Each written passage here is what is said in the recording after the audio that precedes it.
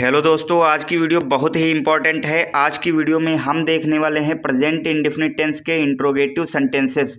जी हाँ दोस्तों, अगर आप यह वीडियो पूरी देख लेते हैं तो आपको प्रेजेंट इंडेफिनिट टेंस के इंट्रोगेटिव सेंटेंसेस में किसी भी प्रकार की कोई भी प्रॉब्लम नहीं रहेगी। दोस्तों, प्रेजेंट इंडेफिनिट टेंस यानी कि जिन वाक्यों के अंत में ता है, ती है, ते है आदि शब्दों का प्रयोग किया हुआ होता है वह प्रेजेंट इंडेफिनिट टेंस होते हैं। अब इंट्रोगेटिव सेंटेंस यानी कि जिन वाक्यों में प्रश्न पूछा गया है वह प्रश्नवाचक वाक्य होते हैं। अब इनकी एक खास बात होती है, इनमें WH वर्ड्स का उपयोग किया हुआ होता है। WH वर्ड यानी कि क्या, कहाँ, कब, क्यों, किसे, कौन सा, किसका, कैसे आदि शब्दों का प्रयोग किया हुआ होता है। यह थी प्रेजेंट इंडेफिनिट टेंस के इंट्रोगेटिव सेंटेंस की पहचान। अब दोस्तों हम स्ट्रक्चर देख लेते हैं। यहाँ पर दो स्ट्रक्चर लिखे हुए हैं, आपको दोनों का ही उपयोग करना है। हमारा स्ट्रक्चर पहला है डू या does plus subject plus verb की first form plus object plus question mark. जी हाँ दोस्तों, आपको प्रेजेंट इंडेफिनिट टेंस के इंट्रोगेटिव सेंटेंस में क्वेश्चन मार्क का उपयोग करना है। यहाँ पर फुल स्टॉप का उपयोग नहीं किया जाएगा। इंट्रोगेटिव सेंटेंस है तो वाक्य के अंत में क्वेश्चन मार्क लगेगा ही लगेगा। दूसरा स्ट्रक्चर है WH वर्ड प्लस डू या does plus subject plus verb की first form plus object plus question mark. अब इनमें डिफरेंस क्या है? डिफरेंस सिर्फ और सिर्फ इतना है, आपको पहला स्ट्रक्चर यूज करना है जब WH वर्ड वाक्य के शुरुआत में दिया हुआ हो। जैसे कि एग्जाम्पल है, क्या वह कक्षा में हंसता है।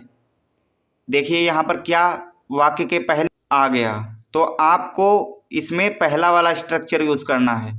Does he laugh in the class, क्या वह कक्षा में हंसता है।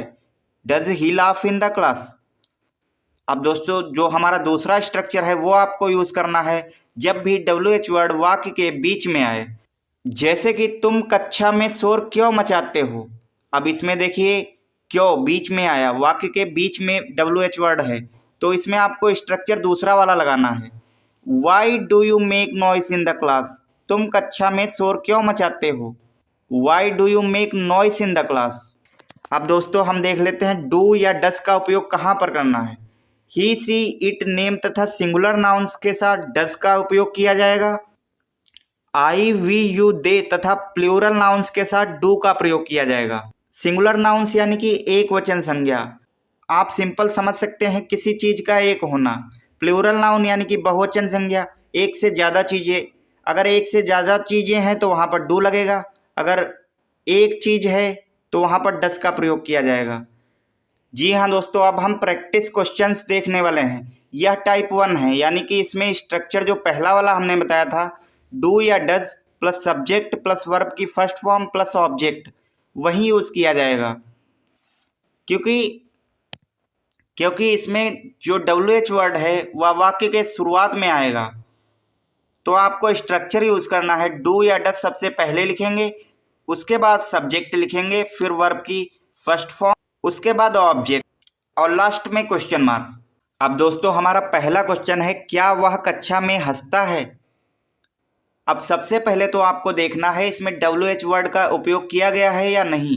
तो दोस्तों शुरुआत में क्या लिखा हुआ है, यानी कि यह एक इंट्रोगेटिव सेंटेंस है। उसके बाद आपको इसमें सब्जेक्ट पहचानना है। सब्जेक्ट यहाँ पर वह है, वह यानी कि ही के साथ हम डस का प्रयोग करते हैं। वर्ब हमारी यहाँ पर हंसना है यानी कि लाफ, और कक्षा हमारा यहाँ पर ऑब्जेक्ट है। ऑब्जेक्ट यानी कि जिस पर भी प्रभाव पड़े, सेंटेंस में जिस पर भी प्रभाव पड़ रहा हो वह हमारा ऑब्जेक्ट होता है। तो दोस्तों इसका जो इंग्लिश ट्रांसलेशन हो जाएगा, क्या वह कक्षा में हंसता है। Does he laugh in the class, क्या वह कक्षा में हंसता है। Does he laugh in the class. ध्यान रहे आपको क्वेश्चन मार्क जरूर लगाना है। उसी प्रकार हमारा दूसरा क्वेश्चन है, क्या तुम हमेशा नदी में नहाते हो। नहाना की इंग्लिश बात होती है, हमेशा की इंग्लिश ऑलवेज होती है, और नदी की इंग्लिश रिवर होती है। इसमें जो सब्जेक्ट है तुम है, वर्ब नहाना है, और नदी ऑब्जेक्ट है। यानी कि इसका इंग्लिश ट्रांसलेशन हो जाएगा, do you always bath in the river, क्या तुम हमेशा नदी में नहाते हो। Do you always bath in the river. Question 3 है हमारा, क्या अधिकारी छुट्टी लेता है। तो देखिए दोस्तों, अधिकारी यानी कि एक व्यक्ति है, यानी कि यहाँ पर डस का उपयोग किया जाएगा। शुरुआत में डज लगेगा। अधिकारी की इंग्लिश होती है ऑफिसर। अब किसी रिस्पेक्टेड चीज़ के आगे दा लगाते हैं तो इसमें डज द ऑफिसर। लेना यानी कि टेक, छुट्टी यानी कि leave. Does the officer take leave, क्या अधिकारी छुट्टी लेता है? Does the officer take leave. चौथा है हमारा, क्या अनुराग दूसरों का मजाक उड़ाता है? अनुराग यहाँ पर एक व्यक्ति है यानी कि डज लगेगा। शुरुआत में डज लगेगा। अनुराग अनुराग है, मजाक यानी कि फन, तो इसका इंग्लिश ट्रांसलेशन हो जाएगा does Anurag make fun of others. क्या अनुराग दूसरों का मजाक उड़ाता है? Does Anurag make fun of others. Question 5 है, क्या वे पत्र लिखते हैं? अब यहाँ पे वर्ब लिखना है, वे यानी कि दे, पत्र ऑब्जेक्ट है। Do they write a letter, क्या वे पत्र लिखते हैं? Do they write a letter. जी हाँ दोस्तों, अब हम टाइप 2 के क्वेश्चन देखेंगे। टाइप 2 में जो हमारा स्ट्रक्चर यूज होगा वो होगा सबसे पहले WH वर्ड प्लस डू या does plus subject plus verb की first form plus object plus question mark. ये वाला स्ट्रक्चर आपको यूज करना है। क्वेश्चन पहला है, वे कमरे में ताला क्यों लगाते हैं? वे कमरे में ताला क्यों लगाते हैं? तो इसमें दोस्तों सबसे पहले तो हम WH वर्ड लिखेंगे।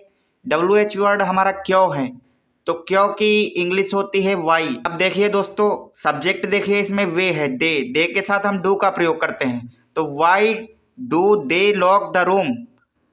वे कमरे में ताला क्यों लगाते हैं? Why do they lock the room, question mark. ऐसे ही हमारा दूसरा है, सीलू दिल्ली में कब से रहती है? सीलू दिल्ली में कब से रहती है? अब यहाँ पर टाइम की बात हो रही है तो सिंस लगेगा। सिंस व्हेन, सीलू यानी कि सिंगुलर नाउन है, किसी का नेम है, तो इसमें डज लगाएंगे। Since when does Seelu live in Delhi, Seelu Delhi में कब से रहती है? Since when does Seelu live in Delhi. तीसरा है, तुम कक्षा में शोर क्यों मचाते हो? इसका बन जाएगा why do you make noise in the class. तुम कक्षा में शोर क्यों मचाते हो? Why do you make noise in the class. चौथा है, रवि इस किताब को क्यों नहीं पढ़ता है? क्यों यानी कि वाई पहले आ जाएगा। Why does Ravi not read this book, Ravi इस किताब को क्यों नहीं पढ़ता है? Why does Ravi not read this book. क्यों नहीं आ गया है तो यहाँ पर नॉट का भी प्रयोग होगा। हमारा क्वेश्चन 5 है, वह क्यों झगड़ती है? वह यहाँ पे सी लगेगा, अगर पुरुष के लिए होता तो यहाँ पर ही लगता, तो सी लगेगा। झगड़ना यानी कि फाइट, क्यों यानी कि वाई, तो why does she fight, why does she fight, वह क्यों झगड़ती है? Why does she fight. दोस्तों उम्मीद है आपको यह वीडियो नॉलेजेबल लगी होगी। मिलते हैं अगले वीडियो में किसी और टॉपिक के साथ, तब तक के लिए थैंक यू।